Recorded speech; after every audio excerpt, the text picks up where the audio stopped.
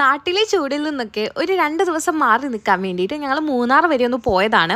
Actually മൂന്നാറല്ല ഞങ്ങളുടെ destination, മറയൂരാണ്. മൂന്നാറിൽ നിന്നും ഏകദേശം ഒരു 40 കിലോമീറ്റർ ഡിസ്റ്റൻസ് കാണും. ഞങ്ങളിവിടെ ചായ ഉണ്ടാക്കാൻ വേണ്ടിയിട്ട് ഗ്യാപ് റോഡ് വരെ ഒന്ന് വന്നതാട്ടോ. അവിടെ ഇരിക്കുമ്പോഴാണ് KSRTCയുടെ പുതിയ ലോഞ്ച് ആയിട്ടുള്ള Munnar royal view double decker bus അതിൽ പാസ് ചെയ്യുന്നത് കണ്ടത്.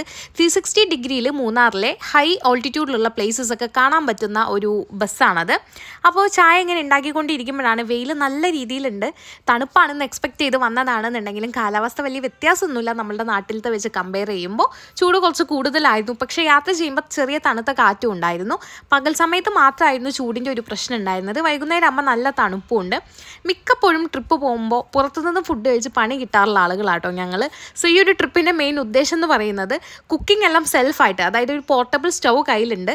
പുറത്തുനിന്ന് ഒരിക്കലും ഫുഡ് കഴിക്കരുത് എന്നുള്ളൊരു ഡിസിഷൻ എടുത്തിട്ടാണ് ഈ ട്രിപ്പ് സ്റ്റാർട്ട് ചെയ്തത് തന്നെ. മറയൂർ പോകുന്ന വഴിയിൽ നല്ല ഭംഗിയിൽ നീലവാക